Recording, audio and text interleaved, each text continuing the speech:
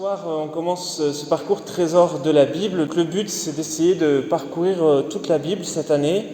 Donc forcément, on ne verra pas tout chapitre par chapitre, mais dans notre parcours, de choisir un beau passage, un sommet de la Bible, de s'arrêter dessus, de faire un saut, d'aller voir ailleurs, et puis de continuer comme ça depuis le premier livre de la Bible, qui est le livre de la Genèse, jusqu'à la fin du Nouveau Testament. Alors, quelques préalables à notre parcours biblique. Donc, vous savez tous que la Bible, c'est un texte. Plutôt, la Bible, ce sont des textes qui sont mis ensemble. Plusieurs livres différents pour une seule Bible. Il y a même plusieurs manuscrits différents. Les manuscrits, c'est les traces les plus anciennes qu'on a de la Bible, donc des gens qui ont recopié un passage biblique et qu'on a pu conserver jusqu'à aujourd'hui. Le mot Bible, ça vient du grec biblia, qui signifie les livres. Il tient son origine, ce mot a son origine dans la ville de Byblos, ce port phénicien antique au Liban actuel, où l'on traitait justement le papyrus, Byblos, avant de l'exporter vers la Grèce pour qu'il serve les Écritures. Et voilà, au Moyen-Âge, avec le détour du latin, le terme finit par devenir singulier, biblia. Il désigne maintenant l'ensemble des livres regroupant les Écritures saintes, d'où la Bible.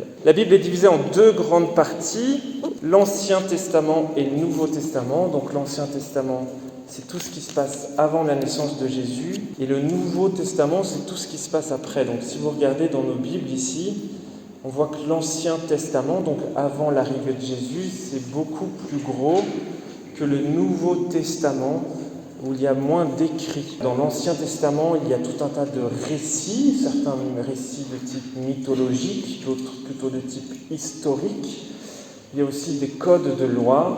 Il y a aussi des oracles prophétiques. Là, on aura le temps pendant cette année de pouvoir piocher quelques-uns de ces genres littéraires. Quelques présupposés pour approcher notre récit biblique ce soir. Je vous invite à tous à ouvrir votre Bible au tout premier verset du tout premier chapitre. Le premier chapitre s'appelle la Genèse. C'est un mot grec qui veut dire le commencement, l'origine. Vous avez vu que dans les Bibles, il y a des grands numéros, c'est pour les chapitres, et des plus petits numéros, c'est pour les versets, ça nous permet de nous y retrouver. Le tout premier verset du tout premier chapitre, Genèse 1:1. Au commencement, Dieu créa le ciel et la terre. Qui parle ? Qui était là au moment où Dieu créa le ciel et la terre ? Personne. Donc, c'est pas un témoin qui fait une autobiographie et qui raconte ce qu'il a vu. Mais celui qui nous parle, c'est ce narrateur. Donc l'auteur vient se cacher derrière quelqu'un qui nous raconte une histoire. Et ce narrateur, il a plusieurs qualités. Il est omniscient, donc c'est-à-dire il sait tout ce que fait Dieu, il sait tout ce qu'il pense. Celui qui nous raconte cette histoire biblique sait tout sur tout, il sait même ce qui se passe dans le cœur de Dieu. Il est impuissant, il n'intervient jamais dans le récit, juste il constate, il raconte, et puis c'est des autres gens autour qui font l'histoire autour de lui. Il est anonyme, la plupart du temps on ne sait pas qui c'est, il n'entre pas en scène. Il y a plusieurs auteurs, plusieurs rédacteurs qui peuvent se cacher derrière un seul narrateur. Et la Bible a une multitude d'auteurs, parfois des communautés entières qui ont repris certains textes, qui les ont travaillés.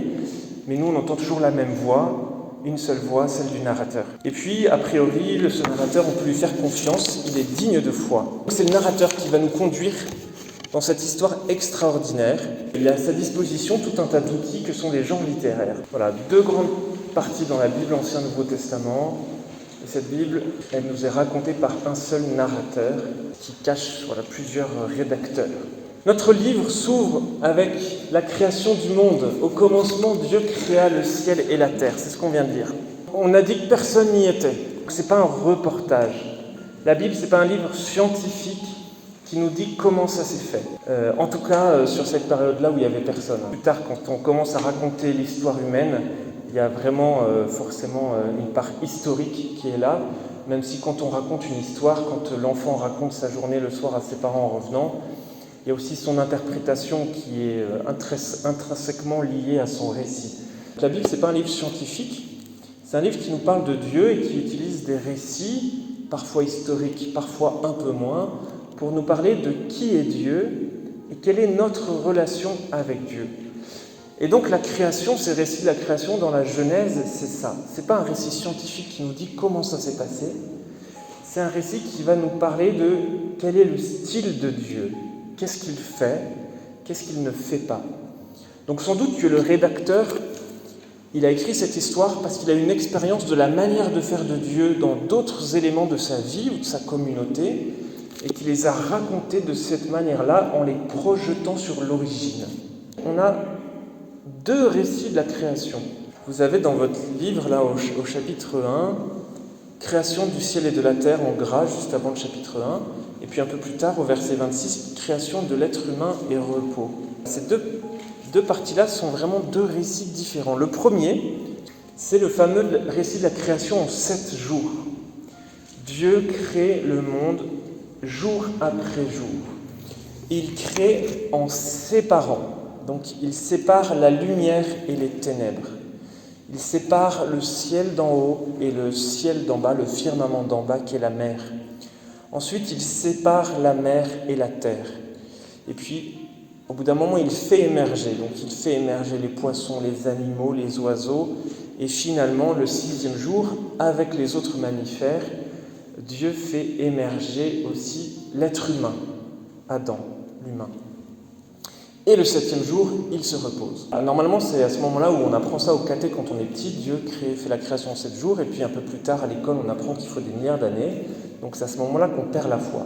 Mais vous, ce soir, vous avez bien compris que ce n'était pas un texte scientifique, c'est un texte poétique qui nous raconte quelque chose de comment Dieu entretient sa relation avec l'homme, avec chacun de nous, et puis avec l'ensemble de la création. Ce qui est important de noter par rapport à d'autres récits de création de l'Antiquité, c'est que dans la Bible, ce n'est pas un récit de combat. Il n'y a pas de combat entre le bien et le mal. Vous savez, parfois, c'est vraiment cette lutte entre la lumière et les ténèbres qui se déchirent et finalement qui trouvent un équilibre en opposition.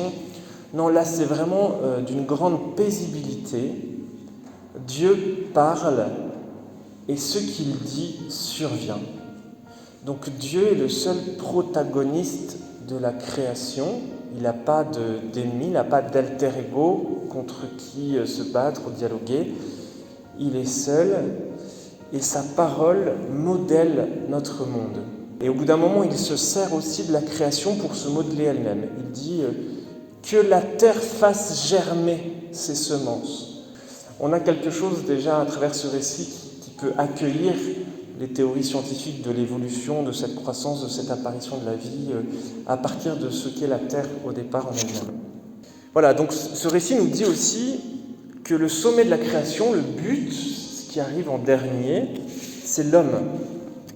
L'homme capable de relation avec Dieu, parce que créé à la ressemblance de Dieu. Créé à la ressemblance de Dieu. Dieu crée par sa parole est efficace, elle a du pouvoir sur la réalité. On appelle ça une parole performatrice, une parole qui réalise ce qu'elle signifie. Par exemple, quand on dit à quelqu'un « vous êtes embauché », c'est une parole performatrice. Au moment où on dit ça, l'embauche se réalise. Alors après, il faut signer des papiers quand même. Et tout cela est bon, tout ce que fait Dieu est bon. À chaque fois, donc à chacun des 7 jours, des 6 jours, plus le jour de repos, à chacun des 6 jours, Dieu vit que cela était bon. Et 2e jour, Dieu vit que cela était bon. Et 3e jour, Dieu vit que cela était bon. Et 4e jour, Dieu vit que cela était bon. Jusqu'au 6e jour, création de l'homme, Dieu vit que tout cela était très bon. Dieu n'a créé que de la bonté. Voilà, tout ce qu'il crée, c'est cette émanation de la bonté de Dieu. Donc la création, vous avez vu, ce n'est pas l'acte d'un fabricant qui façonne quelque chose, ça viendra un peu plus tard, mais c'est un Dieu qui parle pour être en relation. Donc la Bible, dès le début, elle met le monde en relation avec lui, une relation où il y a un dialogue possible parce qu'il y a une parole qui est donnée à ce monde. Et la création sera achevée au moment où il y aura justement une réponse à Dieu. Cette réponse, c'est celle que l'homme, que chacun de nous, on peut donner, ce oui qu'on peut donner à Dieu face au oui que Dieu donne à notre existence. Après avoir créé tout ça, Dieu se repose le 7e jour. Le premier chapitre, c'est comme une grande liturgie rythmée en 7 jours de la semaine, centrée sur la création des astres, des lumières, etc., rythmée par la parole de Dieu les soirs et les matins. Mais ce n'est pas le texte que je vous propose de lire, celui que je vous propose de lire, il vient juste après, c'est la suite. Genèse 2, qui est comme un zoom sur la création de l'homme et de la femme. Donc les versets, on va commencer au verset 15 et on va aller jusqu'au chapitre 3, le verset 24. Donc la fin du chapitre 3. L'Éternel Dieu prit l'homme et le plaça dans le jardin d'Éden pour qu'il le cultive et le garde. L'Éternel Dieu donna cet ordre à l'homme. Tu mangeras les fruits de tous les arbres du jardin, mais tu ne mangeras pas le fruit de l'arbre de la connaissance du bien et du mal, car le jour où tu en mangeras, tu mourras, c'est certain. L'Éternel Dieu dit, « Il n'est pas bon que l'homme soit seul. Je lui ferai une aide qui soit son vis-à-vis. » L'Éternel Dieu façonna à partir de la terre tous les animaux sauvages et tous les oiseaux du ciel, puis il les fit venir vers l'homme pour voir comment il les appellerait. Donc là, petite parenthèse, on est dans le deuxième récit de la création qui est différent du premier. Dans le premier, je vous ai dit, c'est d'abord les animaux qui arrivent et ensuite l'homme, l'Adam à la fin. Ici, c'est une autre tradition, c'est une autre manière de comprendre ce qui s'est passé aux origines qu'on a collé avec la première, même si ça ne concorde pas sur tout. C'est pas grave, c'est une autre théologie, où là, on dit que c'est d'abord l'humain qui est créé, et puis Dieu crée ensuite les animaux pour voir si ça lui correspond et comment lui, il va les appeler. L'homme donna des noms à tout le bétail, aux oiseaux du ciel et à tous les animaux sauvages, mais pour lui-même, il ne trouva pas d'aide qui soit son vis-à-vis.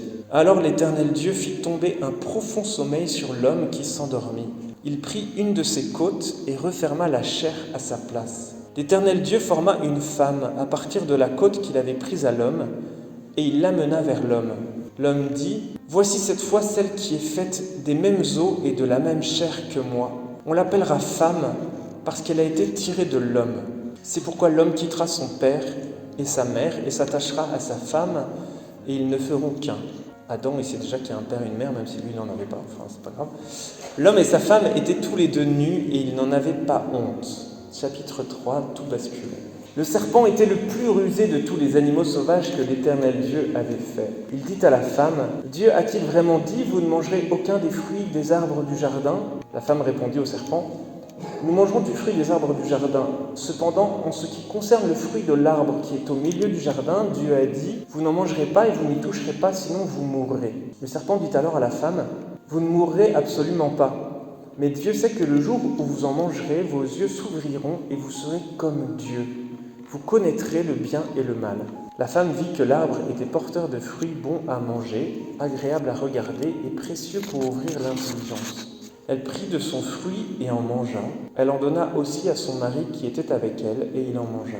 Leurs yeux à tous les deux s'ouvrirent, et ils prirent conscience qu'ils étaient nus. Ils attachèrent des feuilles de figuier ensemble et s'en firent des ceintures. Quand ils entendirent la voix de l'Éternel Dieu en train de parcourir le jardin vers le soir, l'homme et sa femme se cachèrent loin de l'Éternel Dieu, au milieu des arbres du jardin. Cependant, l'Éternel Dieu appela l'homme et lui dit, « Où es-tu » Il répondit, « J'ai entendu ta voix dans le jardin et j'ai eu peur, parce que j'étais nu. Alors je me suis caché. » L'Éternel Dieu dit, « Qui t'a révélé que tu étais nu ? Est-ce que tu as mangé du fruit de l'arbre dont je t'avais interdit de manger ?» L'homme répondit, « C'est la femme que tu as mise à mes côtés qui m'a donné ce fruit et j'en ai mangé. » Première accusation de couple de l'histoire de l'humanité. L'Éternel Dieu dit à la femme, « Pourquoi as-tu fait cela ?» La femme répondit, « Le serpent m'a trompé et j'en ai mangé. » L'Éternel Dieu dit au serpent, « Puisque tu as fait cela, tu seras maudit parmi tout le bétail et tous les animaux sauvages. Tu marcheras sur ton ventre et tu mangeras de la poussière tous les jours de ta vie. Je mettrai l'hostilité entre toi et la femme, entre ta descendance et sa descendance. Celle-ci t'écrasera la tête et tu lui blesseras le talon. » Il dit à la femme, « J'augmenterai la souffrance de tes grossesses. C'est dans la douleur que tu mettras des enfants au monde. Tes désirs se porteront vers ton mari, mais lui, il dominera sur toi. » Donc des problèmes dans la filiation, des problèmes dans la vie conjugale. Elle dit à l'homme, « Puisque tu as écouté ta femme et mangé du fruit au sujet duquel je t'avais donné cet ordre, tu n'en mangeras pas. Le sol est maudit à cause de toi. C'est avec peine que tu en tireras ta nourriture tous les jours de ta vie. Il te produira des ronces et des chardons, et tu mangeras de l'herbe des champs. C'est à la sueur de ton visage que tu mangeras du pain, et ce jusqu'à ce que tu retournes à la terre, puisque c'est d'elle que tu as été tiré. Oui, tu es poussière et tu retourneras à la poussière. » Adam appela sa femme Ève, car elle devait être la mère de tous les vivants. L'Éternel Dieu fit des habits en peau pour Adam et pour sa femme, et il les leur mit. L'Éternel Dieu dit, « Voilà que l'homme est devenu comme l'un de nous pour la connaissance du bien et du mal. Maintenant, empêchons-le de tendre la main, de prendre aussi du fruit de l'arbre de vie, d'en manger et de vivre éternellement. Ainsi l'Éternel Dieu le chassa du jardin d'Éden pour qu'il cultive la terre d'où il avait été tiré. Après avoir chassé Adam, il posta à l'est du jardin d'Éden les chérubins qui agitent une épée flamboyante pour garder le chemin de l'arbre de vie. Voilà, donc c'est un long texte parce que j'ai du mal à le citer au milieu. Il faut avoir l'histoire en entier. La première chose que je voulais vous dire, je voulais vous parler du mot Adam. C'est 3 lettres en hébreu, donc c'est que des consonnes, il n'y a pas de voyelle. Ça se lit de gauche à droite. La première consonne, elle ne s'entend pas, c'est A, voilà. A. Et ensuite c'est D et le M, Adam. Adam en hébreu, c'est la même racine que Adama. Adama, ça veut dire la terre, la glaise. Et en français, on a gardé un peu ça entre l'humus et l'humain.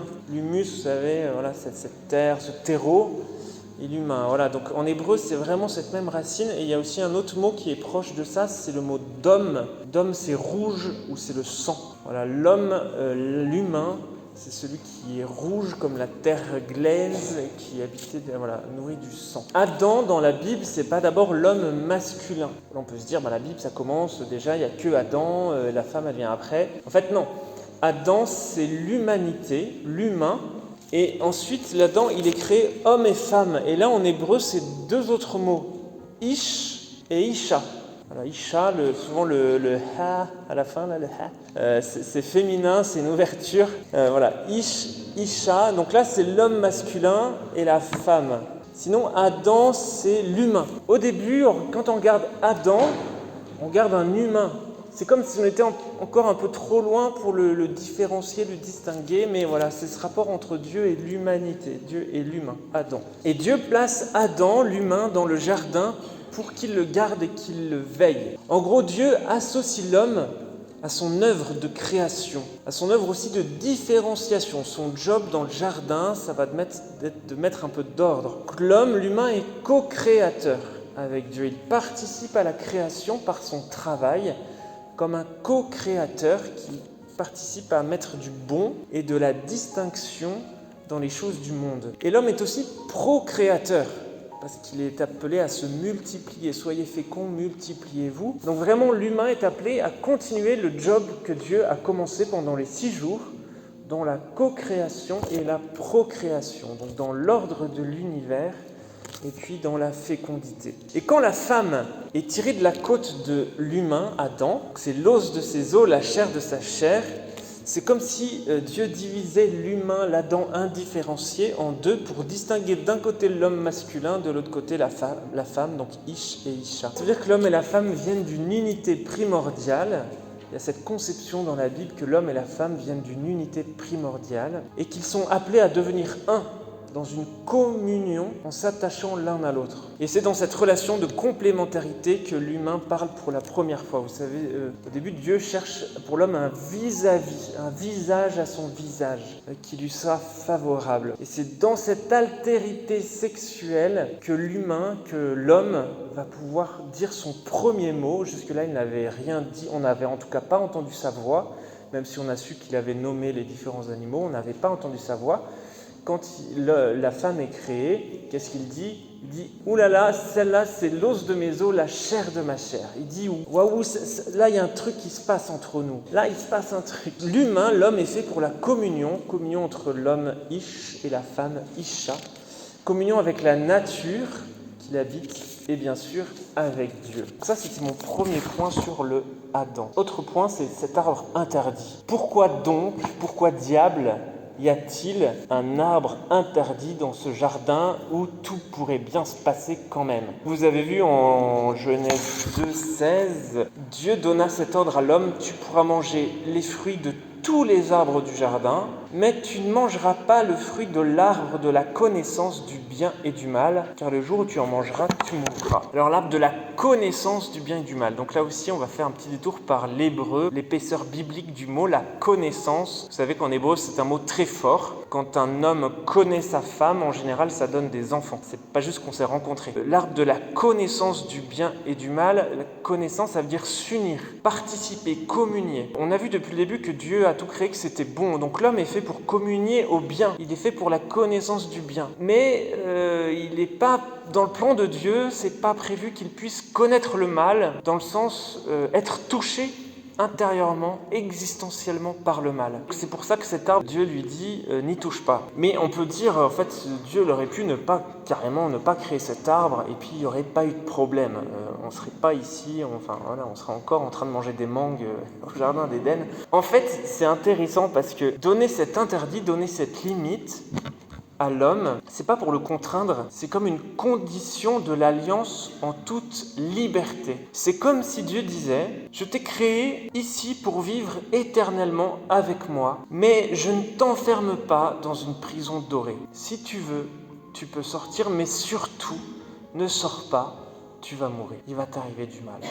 C'est cette image de la prison dorée que je trouve intéressante. En fait, Dieu aurait pu nous enfermer dans le jardin d'Éden, et en fait, si un jour on dit, non, Dieu, j'en ai marre, la communion avec lui, j'en veux plus, je veux me débrouiller tout seul, on aurait été incapable de le faire. Dieu laisse comme une porte de sortie.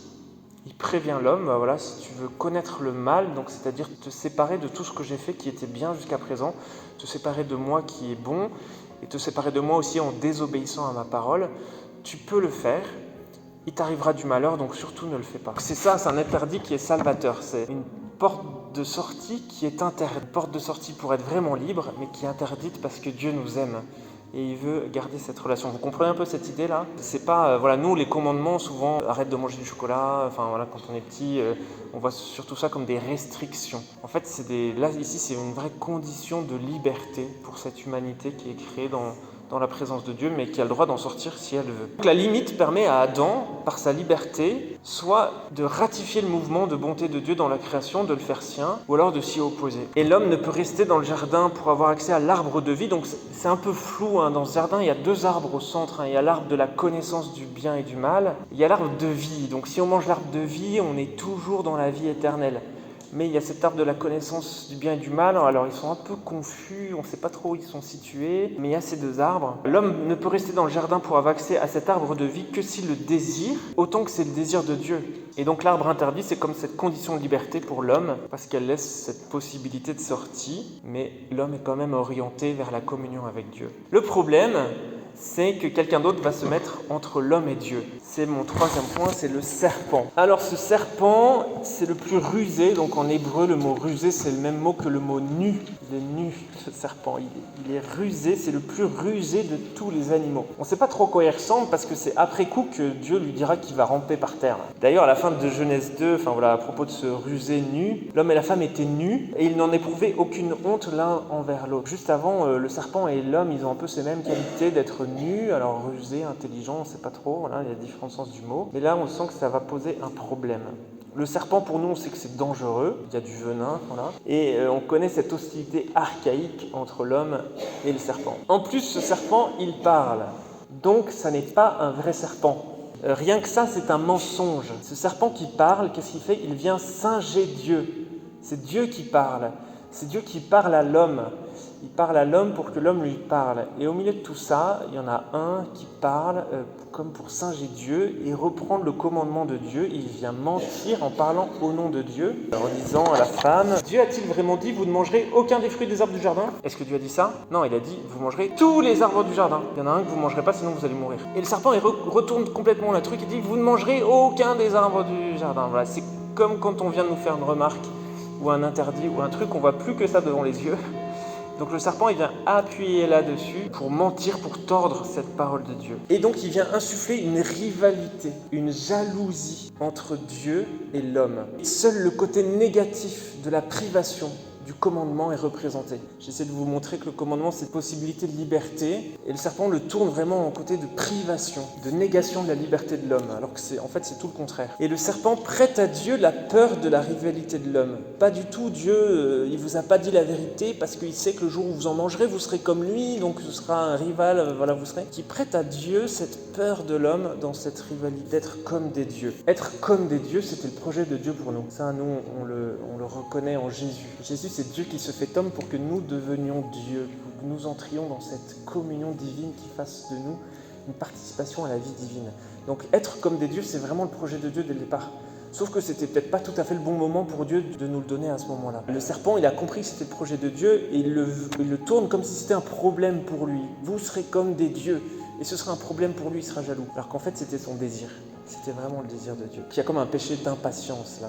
On ne dit pas d'où vient le serpent, il arrive comme ça. Il n'y a pas une histoire, le narrateur ne nous raconte pas, lui qui sait tout, il aurait pu le faire, il aurait pu nous raconter d'où venait ce serpent, comment il est arrivé là. On n'en sait rien, il apparaît et on a juste à l'accueillir dans ce récit en se posant toutes les questions qu'on veut et en n'ayant pas toutes les réponses. C'est une créature de Dieu, mais il use de sa liberté contre Dieu par un mensonge. Vous avez vu aussi que le serpent, il parle seulement à la femme. Il vient affaiblir déjà cette communion, cette unité entre l'homme et la femme. Jusque-là, ils étaient considérés ensemble, comme un humain indifférencié, cet Adam, voilà, soit comme un couple appelé à devenir un. Et là, le serpent vient distendre un peu cette relation. Et ce qui est intéressant avec ce serpent, c'est de comprendre que dans la conception biblique, l'arrivée du mal et puis la tentation de se séparer de Dieu, elle ne vient pas d'abord de l'homme, elle vient de l'extérieur, elle vient du serpent. Voilà, alors on ne sait pas trop ce que c'est, on ne sait pas trop qui c'est dans ce récit, c'est le serpent. Donc l'homme est d'abord victime avant d'être coupable. Mais il est aussi coupable. Mais il est d'abord victime d'une tromperie. Et là, c'est le drame. La femme se laisse faire par le serpent, l'homme se laisse faire par la femme, et tous deux désobéissent. Et ce péché, cette séparation d'avec Dieu n'est pas sans conséquences. Donc c'est mon 4e point, les conséquences du péché. Première conséquence, la peur. Donc la différence homme-femme, qui était une complémentarité, maintenant elle fait peur. Différence fait peur. Il faut cacher sa nudité, c'est-à-dire il faut cacher la différence et la limite à la toute-puissance. Je ne suis pas comme l'autre, donc je ne suis pas le tout de l'humanité. Donc c'est une limite à ma toute-puissance. J'ai besoin de l'autre sexe pour être entier. Et la peur, donc, elle est non seulement entre l'homme et la femme, mais elle est aussi vis-à-vis de Dieu. Il faut se cacher de lui. Cette peur, elle est liée sans doute à la honte. Elle invite à se séparer encore plus de celui qui vient à notre recherche dans le jardin. Voilà, non seulement le mal sépare, mais en plus la peur sépare encore plus. Et donc là, c'est le début d'une longue spirale de l'éloignement de Dieu et d'attraction vers la mort. Vous savez que la peur, c'est le contraire de la confiance, ce lien de confiance qu'on peut avoir. Et briser une relation de confiance, c'est entrer dans la peur. Cette peur que Dieu va me punir. Ou aussi ce sentiment d'illégitimité. Donc voilà, Adam vient de briser cette confiance, donc il entre dans la peur. Deuxième conséquence, la souffrance. Adam et Ève ont choisi de vouloir connaître le bien et le mal. Alors Dieu dit, ce mal, il va arriver. Le mal, il va se ressentir dans leur vocation de procréation, l'enfantement, et de co-création, le travail. Ah tiens, c'est bizarre, c'est les deux éléments qui faisaient que l'homme et la femme participer à la création de Dieu, continuer son œuvre. Continuer l'œuvre de Dieu par la procréation et la co-création, maintenant c'est teinté de souffrance. Je vous rappelle qu'il n'y avait personne à l'époque pour voir ce qui s'est passé. Mais celui qui a écrit ça, il avait conscience que la femme, elle souffrait quand il y a un enfantement et que l'homme, il galérait à travailler son jardin, etc. Il s'est dit, mais si Dieu est bon, pas possible qu'il ait prévoir ça dès le début. Donc il l'a rattaché à cet endroit-là, juste après cette première désobéissance, comme une conséquence de cette volonté de se séparer par l'homme, par Adam. Et tout ce qui se vivait jusque-là de manière naturelle et simple se vit maintenant dans une forme de combat et de souffrance. La mort fait partie de cette participation à la création de Dieu. La peur, la souffrance, et puis il y a l'expulsion du jardin. C'est la troisième conséquence. Adam et Ève se séparent de la communion avec Dieu, et cela nous est raconté d'une certaine manière.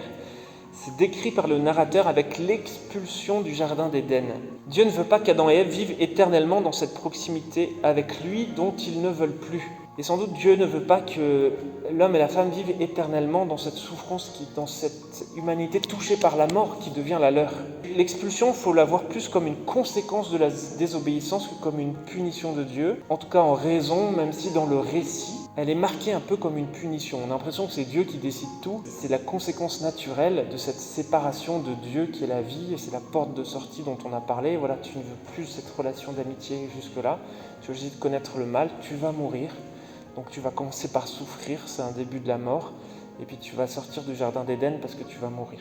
Et donc en n'ayant plus accès à ce fruit de la vie, c'est cet arbre de la vie. La première miséricorde, c'est qu'en fait il ne meurt pas tout de suite. Dieu a dit, si vous allez en manger, vous allez mourir. En fait il ne meurt pas, en tout cas pas tout de suite. Donc il y a quand même il y a comme une première miséricorde ici dans ce temps qui est donné à l'homme pour vivre. Et ce qui est intéressant aussi de comprendre, moi je trouve que ça m'aide, c'est de voir que si Dieu agit dans cette sanction de l'expulsion du jardin, ça veut dire qu'il garde la main. C'est Dieu qui ne subit pas complètement ce qui se passe en disant « Oh là là, ça y est, j'ai perdu le contrôle ».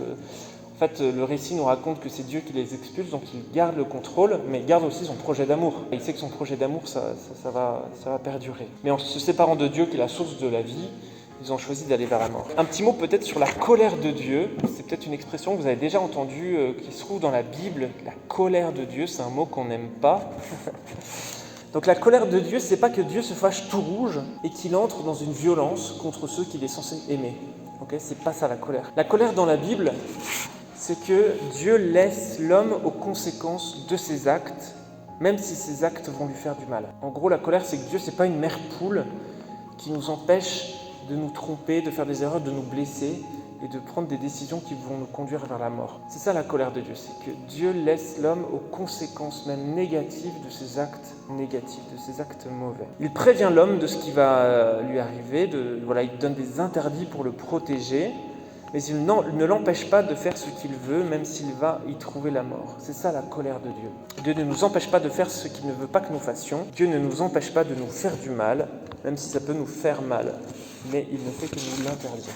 Un peu, c'est les différents points que j'avais à vous partager avant ma conclusion. Je voulais reparler du péché originel dans la conclusion. Mais voilà, il y a peut-être des questions qui sont ressorties dans votre lecture du texte. Donc vous avez entendu la question de Pierre. « J'augmenterai la souffrance de tes grossesses, c'est dans la douleur que tu mettras des enfants au monde. Tes désirs se porteront vers ton mari, mais lui, il dominera sur toi. » Comment comprendre ça ? Moi, je le comprends de la manière suivante. Le désordre arrive dans la relation d'enfantement, dans l'intergénérationnel, donc avec la douleur dans les grossesses. Mais le désordre arrive, en fait, arrive aussi dans la relation conjugale. Il faudrait voir comment prendre ou ne pas prendre au pied de la lettre ce verset. Ça dit un peu ces forces parfois antagonistes dans une relation entre l'homme et la femme, relation de désir parfois qui nous coupe de la liberté, relation de pouvoir qui parfois nous coupe de la liberté, tous ces genres de choses qui sont à l'œuvre à l'intérieur de nous et qui ne sont pas tout à fait l'amour libre, qui ne sont pas tout à fait l'amour du don de soi.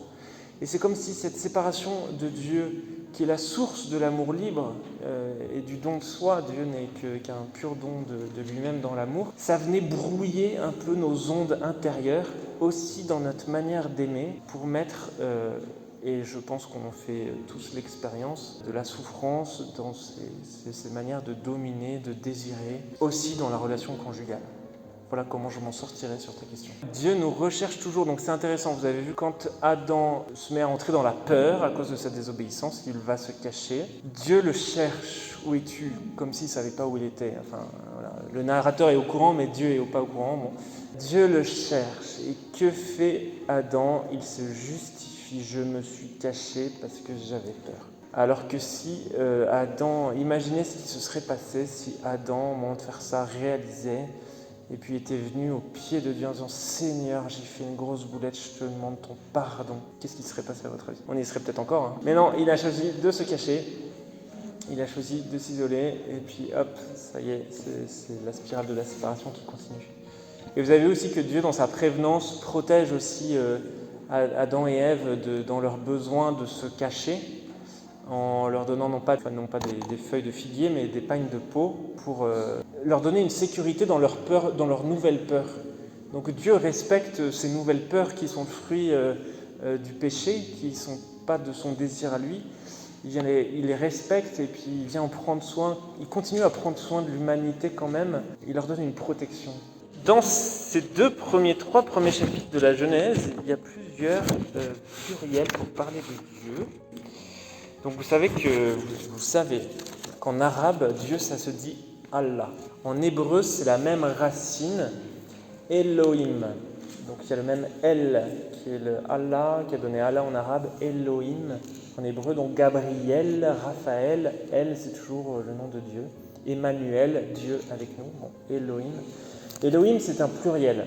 Le im à la fin, voilà, c'est un pluriel. Donc Dieu, il est unique, mais en hébreu, il est déjà pluriel. Et puis à plusieurs moments, il utilise un espèce de nous. Alors on ne sait pas trop si c'est comme un nous de majesté. Par exemple, il dira au chapitre 1 « Faisons l'homme à notre image et notre ressemblant ». Donc à la fois on peut comprendre comme une espèce de nous, des fois respectueux, pour éviter d'avoir à trop enfermer Dieu dans une boîte. L'hébreu évite toujours de trop enfermer Dieu. Déjà, nommer Dieu, c'est toujours compliqué. Voilà, donc c'est peut-être ça. Et puis pour nous chrétiens, on a vu là-dedans comme des petits indices d'un Dieu déjà pluriel, d'un Dieu trinité, d'un Dieu unique, mais qui est à l'intérieur de lui-même trois personnes en échange d'amour, le Père, le Fils et le Saint-Esprit. Et donc ce Dieu unique de l'Ancien Testament, c'est le Dieu Trinité, et parfois il apparaît plutôt comme un Père qui prend soin, qui nourrit, donne la loi aussi. Parfois il apparaît plutôt comme un sauveur, celui qui vient rattraper quand ça s'est mal passé, vient sauver d'Égypte. Parfois il apparaît aussi comme cet esprit qui vient inspirer son peuple. On a dans l'Ancien Testament déjà des petits indices de ce qui sera découvert pleinement dans le Nouveau Testament grâce à Jésus qui nous manifeste pleinement qui est Dieu, Père, Fils et Saint-Esprit en un seul Dieu. Voilà. Mais donc il y a des petits indices en hébreu qui sont intéressants, comme Elohim, ce pluriel, qui est comme une préparation lointaine à ce que Dieu va finir par dire à travers Jésus. Nous sommes au chapitre 1, verset 26. Donc là, on est dans le premier récit de la création, donc c'est autre chose, c'est les 7 jours. Il vient de faire les animaux terrestres, dans leurs espèces. Puis Dieu dit, faisons l'homme à notre image, à notre ressemblance. Il lui donne une mission qu'il domine sur les poissons de la mer, sur les oiseaux du ciel, sur le bétail, et sur toute la terre et sur tous les reptiles qui rampent sur la terre. Donc voilà, c'est un peu la co-création. Dieu créa l'homme à son image, il le créa à l'image de Dieu. Ça, c'est la poésie biblique qui marche comme ça. On répète 2 fois la même chose de manière différente. Dieu créa l'homme à son image, il le créa à l'image de Dieu. Il créa l'homme et la femme. Alors vous avez vu, on avait au début faisons l'homme à notre image, à notre ressemblance, mais finalement, Dieu crée l'homme comment ? Seulement à son image, et plus à sa ressemblance. Vous avez vu ça ? Donc, il a loupé un truc. Alors, les pères de l'Église diront, donc l'image de Dieu, c'est cette capacité relationnelle de l'amour entre l'homme et la femme. Donc là, vous avez vu que la création, dans ce premier récit, c'est directement l'homme et la femme qui sont créés à l'image de Dieu. Donc pour être vraiment à l'image de Dieu, c'est dans cette complémentarité de la relation d'amour entre l'homme et la femme. Cette image de Dieu, c'est cette capacité de vivre cette relation d'amour qui s'aboutit, disons, dans la relation conjugale. Et la ressemblance, alors, elle est passée où ? Donc les pères de l'Église, notamment saint Irénée, je crois, dit, Dieu a créé l'homme à son image, et c'est nous, par notre agir dans l'amour, à retrouver cette ressemblance. Voilà, c'est comme si l'image, elle nous était donnée, cette capacité de vivre dans l'amour. Et maintenant, notre ressemblance, c'est un peu cette mission qui nous est confiée pour que nous aussi, grâce à Jésus qui nous unit à lui, qui lui est pleinement à l'image et à la ressemblance de Dieu déjà, nous puissions aussi entrer dans la ressemblance. Je n'aurai pas la définition précise de ce que c'est que l'image et de ce que c'est que la ressemblance et de ce que n'est pas l'un ni l'autre.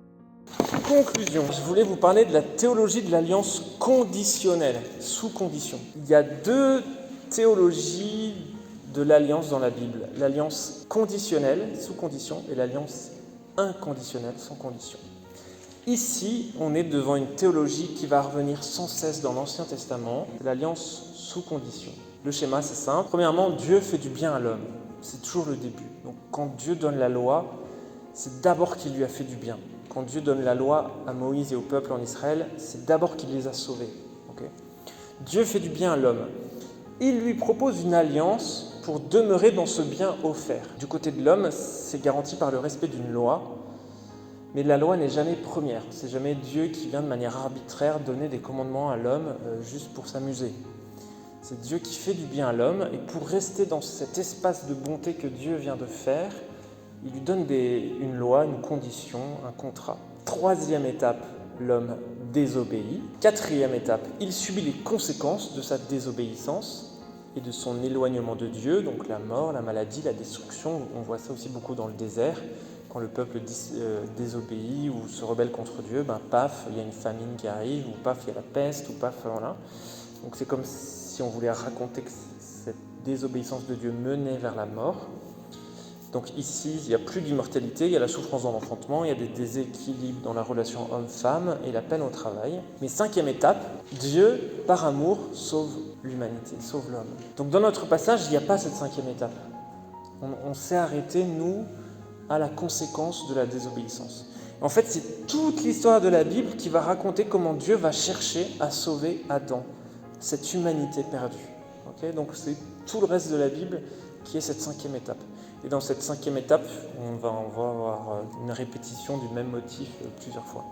On en fera quelques-unes. Ça, c'était pour vous parler de la théologie de l'alliance conditionnelle qui revient de temps en temps. Pour vous donner un exemple d'alliance inconditionnelle, c'est ce que Dieu fait avec Abraham. Quand il va voir Abraham, il lui dit, voilà, Abraham, ta descendance sera aussi nombreuse que les étoiles du ciel et que le sable sur le rivage des mers, sans condition.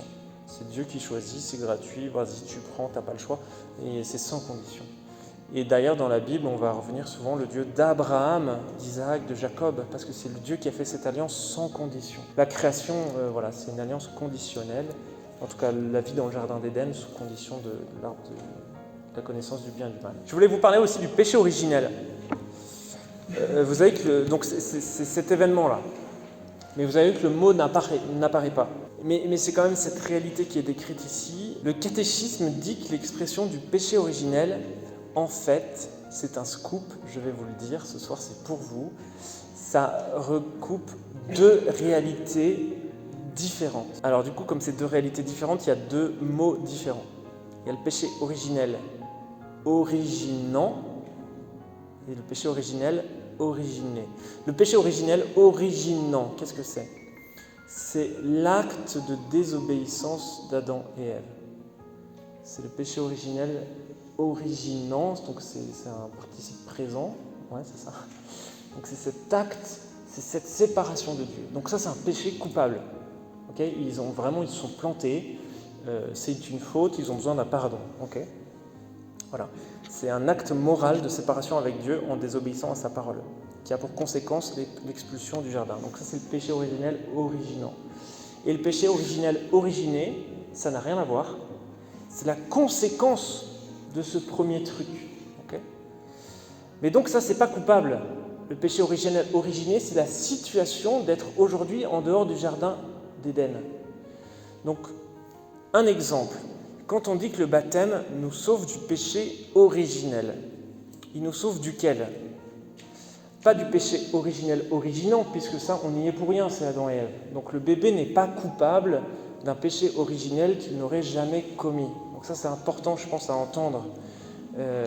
Quand on dit le baptême nous sauve du péché originel, c'est nous sauve du péché originel originé, c'est-à-dire de cette situation de séparation d'avec Dieu, puisque le baptême nous replonge de manière nouvelle dans cette communion avec Dieu à l'intérieur de Jésus-Christ. Donc ça, voilà, je pense que c'est intéressant pour nos têtes de catholiques, où des fois on se dit, ben voilà, le péché originel, comme si nos bébés ou en nous, il y avait cette culpabilité existentielle, intrinsèque, qui date depuis la nuit des temps. En fait, non. Le bébé, il est pour rien du péché originel. Rien. Mais quand il est sauvé du péché originel, c'est dans le sens de cette situation où il est remis dans la connexion avec Dieu qu'à cause d'Adam et Ève, on avait perdu. L'image, c'est un peu celle de la cordée en montagne. Quand on monte en cordée, nous, on est tous encordés les uns aux autres. Voilà, on a même le cordon ombilical, l'image marche plutôt pas mal. On est tous encordés à Adam et Ève. Adam et Ève, ils sont encordés à Dieu. Eux, ils ont choisi de couper ce cordon, donc on est tous tombés dans une crevasse, mais on n'y est pour rien. Voilà. Et le baptême, quand ça nous sauve du péché originel, mais ça vient nous sortir de cette crevasse pour nous remettre encordés direct avec Dieu. Qui est coupable du péché originel ? C'est pas les bébés. Enfin, c'est pas nous. C'est Adam et Ève et eux tout seuls. Enfin, voilà, c'est d'abord le serpent et puis Adam et Ève, nos premiers ancêtres. Le bébé n'a pas besoin d'être pardonné du péché originel. Il a besoin d'en être extrait, sauvé du péché originel originé. Mais par contre, nous, avec tous nos petits et nos grands actes de séparation de Dieu du quotidien, on vient comme ratifier ce péché originel. Enfin voilà, on n'est pas coupable du péché originel, mais on fait des choses qui lui ressemblent souvent. Enfin, parfois. Voilà. Donc nous, on a la responsabilité de nos propres péchés. Et puis un dernier petit point dont je voulais vous parler, c'est ce qu'on a appelé dans la tradition le protévangile, le premier évangile qu'on a lu ce soir dans le texte sans le savoir. Le premier évangile, c'est un tout petit verset dans lequel les pères de l'Église ont vu « Waouh, là c'est Jésus qui vient sauver ». Est-ce que vous l'avez vu passer celui-là ? Alors attention, on va le retrouver. C'est au moment où Dieu explique toutes les conséquences. 3,15. Chapitre 3, verset 15. Dieu dit « Je mettrai l'hostilité entre toi, le serpent, et la femme ». Donc il parle au serpent. « Entre ta descendance et sa descendance, celle-ci t'écrasera la tête et tu lui blesseras le talon. Là, les pères de l'Église ont dit, la descendance de la femme, c'est Jésus. C'est lui qui va écraser la tête du serpent, le grand serpent. Et en même temps, le serpent, il va lui meurtrir le talon, il va l'emporter dans la mort sur la croix. Mais c'est quand même l'enfant cette descendance-là, qui va lui écraser la tête. Donc ils ont vu dans ce petit verset comme l'annonce de cette bonne nouvelle du salut définitif par cette descendance promise à Ève qui va écraser la tête du serpent. Mais il faut dire que Saint Jérôme, quand il a traduit la Bible, il a un peu mal traduit, enfin il n'a pas traduit directement comme ça. Il n'a pas dit que c'était la descendance qui écrasera la tête du serpent, mais plutôt que c'est comme Ève, qui écrase la tête du serpent. C'est l'ambiguïté sur le féminin. Donc c'est pour ça qu'il y a beaucoup de statues de la Vierge où Marie, elle marche sur la tête du serpent. Ça vient de ce verset-là, mais d'une autre interprétation, enfin d'une autre lecture de ce même verset. Vraiment, le texte hébreu dit c'est la descendance qui écrase la tête du serpent.